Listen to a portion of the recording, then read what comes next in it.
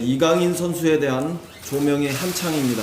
그의 패스는 속도와 거리 그리고 타이밍의 삼박자를 골고루 갖추고 있다고 합니다. 자로 잰 듯한 패스는 신내림 퍼팅과 같은 예술의 경지에 닿고 있다는 평가입니다. 메시가 부럽지 않은 이강인 선수가 우리나라의 대표 선수로 성장하고 있는 것이 매우 자랑스럽다고 어느 네티즌이 남긴 평가입니다. 추경이 이와 같아야 한다고 생각합니다. 대저 우리 정치권이 이강인 선수와 같은 모습을 갖춰야 합니다. 산불과 지진으로 고단한 재주민, 미세먼지 없는 내년 봄을 기다리는 시민들, 그리고 미중 경제전장의 여파로 예고된 수출전선의 먹구름, 그리고 경제 침체에 직면한 위기의 자영업, 중소기업, 그리고 청년 실업 등등 어려운 한국 경제, 이강인 선수의 자로 잰 듯한 패스처럼 또 신내린 퍼팅과 같은 패스처럼 적재적소에 정확한 규모로 타이밍을 맞춰 추경 예산을 투입하는 역할을 우리 국회가 해야 합니다. 그래야 한국 경제의 활력을 증강하는 국회가 될 수 있습니다. 오늘로써 추경이 국회에 제출된 지 딱 50일이 지나고 있습니다. 국회가 멈추어 선 지는 69일째라고 합니다. 더 이상 어떤 말로도 변명하기 어려운 국회의 현실입니다. 어제는 한국은행의 이주열 총재가 최근 대내외 경제 환경을 보면 높은 불확실성이 상시화되고 있는 모습이라고 깊은 우려를 표명했습니다. 더 이상 국회를 열 수 없다면 국회를 열겠다는 정당만이라도 국회 문을 열어라, 이런 요구에 직면한 우리는 마냥 자유한국당을 기다릴 수만은 없습니다. 우리는 국정을 책임지는 집권 여당으로서 마냥 놀고 있는 국회라는 이 비난을 방치할 수도 없습니다. 그래서 우리가 할 수 있는 것부터 먼저 준비해 나가고자 합니다. 우선 당정회의를 수시로 긴밀하게 가동하고 또 금주중으로 다음 주에는 모든 상임위와 소위를 가동할 수 있는 태세를 갖추어 놓겠습니다. 그렇게 해서 언제라도 상임위와 또 소위를 운영하고 그 과정에서 시급한 민생 입법과 추경 예산을 심사할 준비를 완료하겠습니다. 이 과정에서 자유한국당 의원님들과 반드시 함께하고 싶다, 이런 것이 변함없는 우리의 진심이란 점을 거듭 강조합니다. 다음 주 중으로는 원내 민생 입법 정책 추진 기획단도 구성하겠습니다.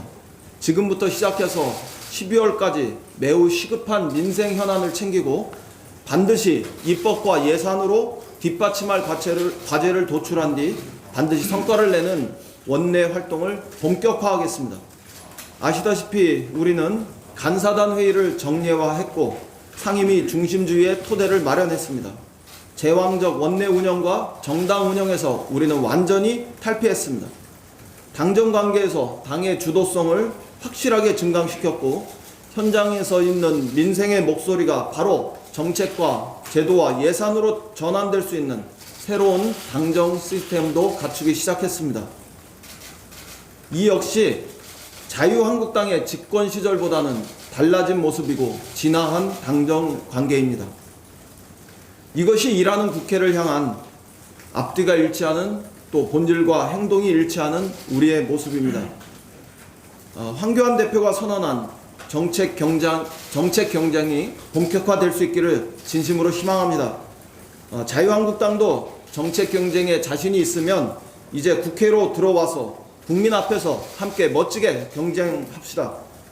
국회 밖에서 소리 지르는 것이, 국회 밖에서 이념 선동과 막말 퍼레이드가 반복되는 것이 정책 경쟁에서 자신감을 상실한 자유한국당의 모습이 아니길 바랍니다. 자유한국당의 조속한 국회 복귀에 대한 대답을 기다리겠습니다. 문재인 대통령께서는 오슬로 구상을 통해서 국민을 위한 평화를 역설하셨습니다. 일상으로부터 평화의 가치를 찾고 실현해 나가자는 그 구상은 정말 신선하다고 생각합니다. 기존의 제안이나 구상과는 층위를 달리하는 오슬로 구상은 한반도 평화의 의미를 더욱 넓고 깊게 할 것으로 높이 평가합니다. 문재인 대통령은 접경 지역에서 산불, 홍수나 가축 전염병, 그리고 병충해 등에 공동 대응할 것을 제안했습니다. 당장 아프리카 돼지열병의 국내 유입을 막는 일에서부터 긴장을 완화하고 교류와 협력을 강화해 나갈 수 있을 것이라고 기대합니다. 정상외교를 통해 큰 걸음을 만들어가는 한편 국민의 작은 걸음을 모아 평화로 나아가려는 적극적 의지에 또 참사와 지지를 보냅니다. 반드시 평화를 이루겠다는 우리의 의지를 세계에 재표명하는 자리이기도 했습니다. 하노이 회담 이후 한반도 평화에 대한 세계의 기대가 한풀 꺾였던 것도 사실입니다. 남북 대화 교류를 더욱 확대하고 촉진하는 구상으로 평화를 향한 이정표를 새롭게 높이 조명했습니다. 또한 남북한 주민들이 분단으로 겪는 구조적 폭력을 환기함으로써 한반도 평화의 의미를 발전시켰습니다. 문재인 대통령의 적극적 평화 외교가 한반도 평화의 조속한 실현을 앞당길 것으로 확신합니다. 남북미 모두 평화의 시대를 향해서 다시 힘찬 발걸음을 내딜 수 있는 계기가 되면 좋겠습니다. 70년 적대 관계를 종식하기 위한 굳은 의지와 적극적 대화로 불신의 벽을 허물기 시작해야 합니다.